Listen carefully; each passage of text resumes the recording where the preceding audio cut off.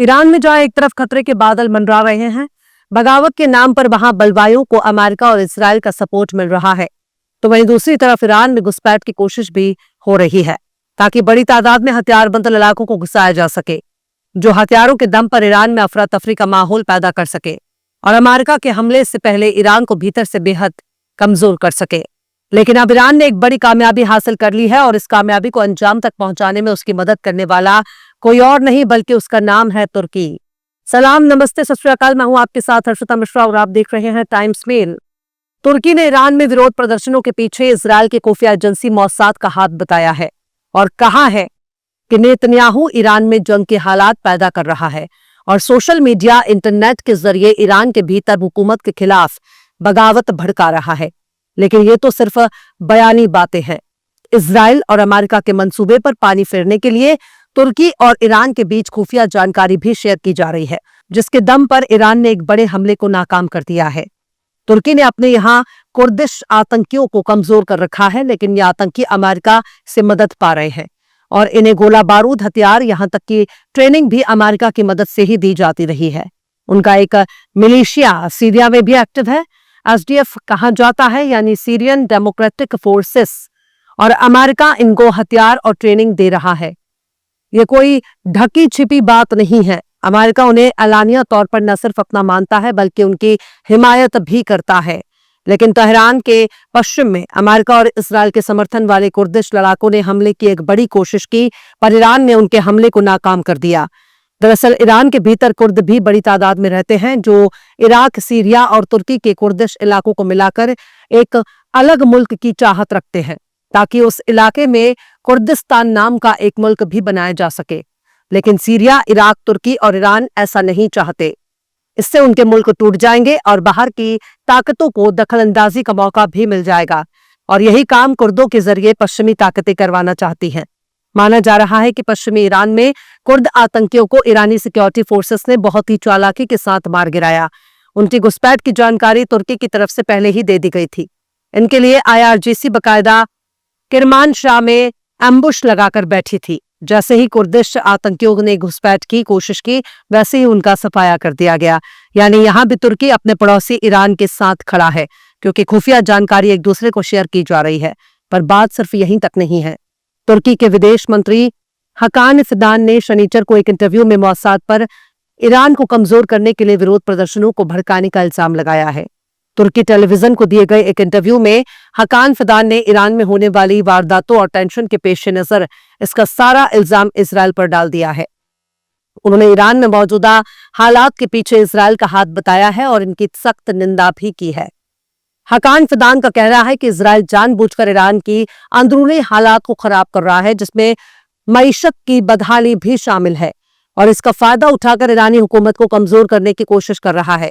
ये सब कुछ खुलेआम अंजाम दिया जा रहा है। उनका कहना है कि जिस तरह के विरोध प्रदर्शन ईरान के भीतर देखे जा रहे हैं, मोसाद इससे छिपा नहीं रहा, बल्कि वो अपने इंटरनेट और सोशल मीडिया अकाउंट्स के जरिए, खासकर ट्विटर अकाउंट्स के जरिए ईरानी आवाम में हुकूमत के खिलाफ बगावत करने की अपील कर रहा है।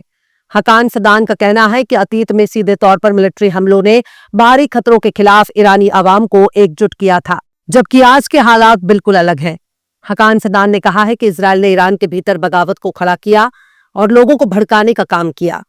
ईरान के भीतर मौजूदा हालात को इजरायल खुद के लिए एक बेहतर मौके के तौर पर देख रहा है। हकान फिदान ने दावा किया है कि बेंजामिन नेतन्याहू एक बड़े मिलिट्री अटैक शुरू करने में दिलचस्पी रखते हैं, लेकिन खुद के दम पर नहीं बल्कि अमेरिका की हिमायत से मिलिट्री अटैक करना चाहते हैं। हकान फिदान का कहना है कि सब जानते हैं कि नेतन्याहू की ऐसी ही आदत है, ये कोई छिपा हुआ नहीं है। उन्होंने इल्जाम लगाया है कि नेतन्याहू अपने खास साझेदारों के साथ, खासकर अमेरिका से गारंटी के बिना आगे नहीं बढ़ेंगे। उन्होंने ये भी कहा है कि हरी झंडी मिलने के बाद ही नेतन्याहू ने अपनी लॉबिंग के जरिए दिसंबर के आखिरी में व्हाइट हाउस का दौरा किया था। ईरान के अंदरूनी हालात का जिक्र करते हुए हकान फिदान ने कहा है कि ईरान तकरीबन 3 दशक से आर्थिक पाबंदियों का सामना कर रहा है और इसका बहुत ही बुरा असर हुआ है। हकान फिदान ने ईरान की एक बड़ी आबादी, खासतौर पर नौजवान नस्ल को मुतहर्रिक और नफीस बताया है, और ये भी कहा है कि ये लोग बेहतर जिंदगी और आर्थिक मौके पाने के लिए जद्दोजहद कर रहे हैं। लेकिन ये पाबंदियां के बोझ तले दबे हुए हैं। तुर्की के विदेश मंत्री ने कहा कि बार बार होने वाले विरोध प्रदर्शनों की असल जड़, जिसमें 2019 और 2023 में बड़े हुए पैमाने पर प्रोटेस्ट भी शामिल है। हालांकि मौजूदा बहरान का पैमाना छोटा है। उन्होंने इस बात पर जोर दिया कि कुछ विरोध प्रदर्शनों को बाहर से कंट्रोल किया जा रहा है। विरोध प्रदर्शनों के असल वजूहात के साथ साथ ईरान के विरोधियों के जरिए खुलेआम बाहरी दखल भी दिया जा रहा है। उन्होंने ये भी कहा कि डिप्लोमेसी के मोर्चे पर तुर्की ईरानी आवाम को नुकसान से बचाने की कोशिश करता है और ईरान, अमेरिका और दीगर मगरबी ताकतों के बीच बातचीत के जरिए मुश्किलों को हल करने की हिमायत करता है। हकान फिदान ने यह भी दावा किया कि ईरान को कई बार ऐसी शर्तों का सामना करना पड़ता है जिसका मकसद बातचीत की कोशिश को नाकाम करना है। यानी ईरान से अगर किसी मसले पर बातचीत करने की कोशिश हो रही है तो उस बातचीत की कोशिश को नाकाम करने के लिए पहले ही शर्तें थोप दी जाती हैं। तुर्की का कहना है कि ऐसी हिकमतें अमली सिर्फ ईरान को अलग थलग करने के लिए किया जा रहा है ताकि इजरायली मिलिट्री कार्रवाई को जायज ठहरा सके। हकान फिदान ने इस बात पर भी जोर दिया कि इलाकाई मामलात को बातचीत के जरिए सुलझाना ज्यादा बेहतर है ताकि इजरायल को मिलने वाले इंटरनेशनल सपोर्ट को खत्म किया जा सके। अपने बयान में हकान फिदान ने यह भी कहा कि तुर्की के सदर रजब तैयब अर्दगान का पैगाम ईरान के लीडरशिप तक पहुंच रहा है और इस पैगाम में तेहरान के पड़ोसी अरब मुल्कों के साथ अपने ताल्लुकात में एक नया चैप्टर शुरू करने के साथ साथ हकीकी और ईमानदार तरीके से जुड़ने का ऐलान किया। यानी तुर्की ईरान के साथ अरब देशों को भी खड़ा करने के लिए हिकमत अमली तैयार कर रहा है ताकि ईरान, इजराइल और अमेरिका के सामने अलग थलग और कमजोर न पड़े।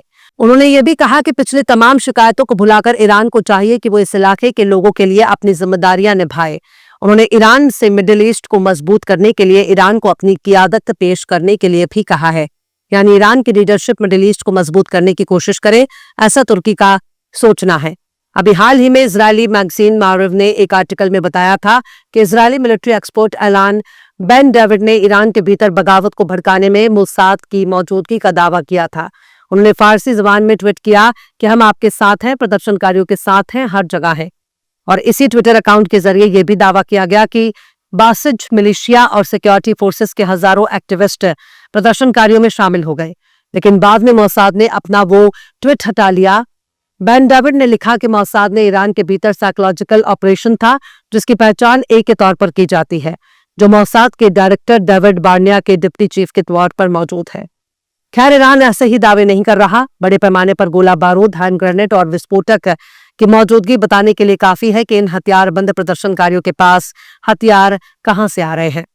ईरान को अब खुद ही इन परेशानियों से निपटना होगा। तुर्की ने खुफिया जानकारी शेयर कर एक बड़े हमले के मंसूबे को नाकाम कर दिया है, जो बताने के लिए काफी है कि तुर्की ईरान का मजबूती से साथ देता है। तुर्की ने ईरान की हिमायत में चंद अल्फाज बयां कर एक पड़ोसी मुल्क होने का फर्ज अदा कर दिया है। फिलहाल इस खबर में बस इतना ही। यह एपिसोड आपको कैसा लगा कमेंट बॉक्स में आप जरूर से बताइए। पसंद आए तो लाइक करें, शेयर करें और बेबाक, निष्पक्ष, स्वतंत्र पत्रकारिता को सपोर्ट करने के लिए आप हमारे चैनल टाइम्स मेल को जरूर से सब्सक्राइब करें और बेल आइकन की घंटी वाली बटन आप जरूर से दबा दें ताकि आपको हमारे आने वाले नए वीडियो की नोटिफिकेशन फौरन ही मिल जाए। फिर मिलते हैं किसी और वीडियो में एक नई खबर के साथ। हर्षिता मिश्रा को दीजिए इजाजत। जय हिंद। अगर अभी तक आपने हमारे चैनल टाइम्स मेल को सब्सक्राइब नहीं किया है तो जल्दी से सब्सक्राइब कर दें और बेल आइकन भी प्रेस कर दें।